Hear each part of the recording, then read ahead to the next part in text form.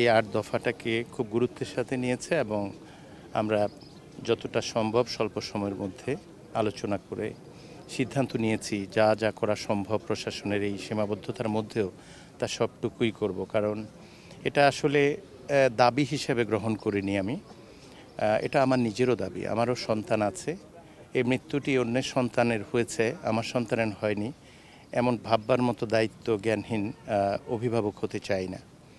তো সে কারণে আসলে এটা চাপ দেওয়ার কিছু নেই। আমরা প্রশাসনের পক্ষ থেকেই চাপ অনুভব করে, আপনারা জানেন ২৪-এর গণ অভ্যুত্থানের পর একটা ভয়াবহ দুঃসহ এবং সকলের জন্য যন্ত্রণাদায়ক একটা পরিস্থিতি থেকে মুক্ত আমরা হয়েছে, কিন্তু আমাদের টোটাল এই শৃঙ্খলার যে জায়গাটা এটা পুনরুদ্ধার করতে সময় লাগছে, রাষ্ট্রীয় পর্যায়ে যেমন লাগছে বিশ্ববিদ্যালয় পর্যায়েও লাগছে।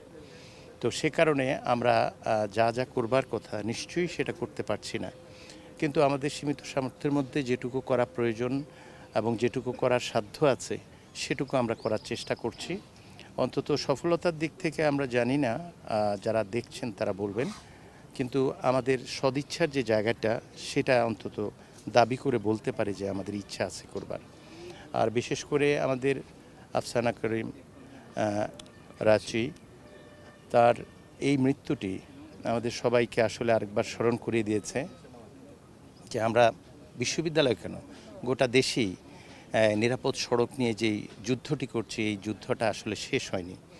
আমরা নিজেরা প্রত্যেকেই কোনো না কোনোভাবে এই দায় গ্রহণ করতে হবে এবং প্রশাসনের পক্ষ থেকে আমরা এই দায়টি গ্রহণ করতে চাই এবং সেই অনুযায়ী আমরা কাজ করতে চাই। যে 8টি দাবি দিয়েছে তার যে সময়সীমা বেঁধে দেওয়া হয়েছে সে বিষয়ে কথা বলেছেন আমার সহকর্মীরা। আমরা এই জানাজায় অংশগ্রহণ করার আগেই প্রশাসনিক একটি সভায় ছিলাম।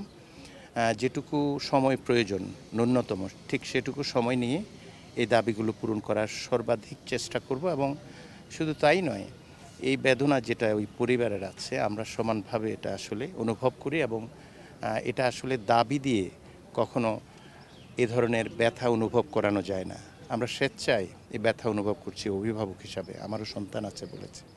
সেই জন্য এই বিষয়টাকে সামনে রেখে যতটা অগ্রগতি করা সম্ভব এই ধরনের নিরাপত্তার জায়গাটায়, শিক্ষার্থীদের সুবিধার জায়গাটা এবং একটা ক্যাম্পাসটা একটা পরিবার হিসেবে প্রতিষ্ঠিত করবার জায়গা আমরা সব করব।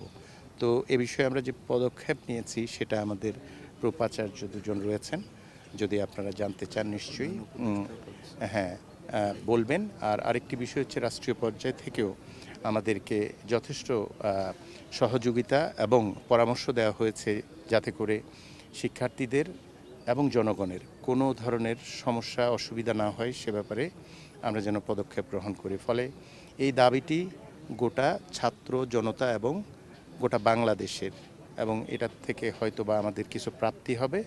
আমি সবার সহযোগিতা কামনা করছি।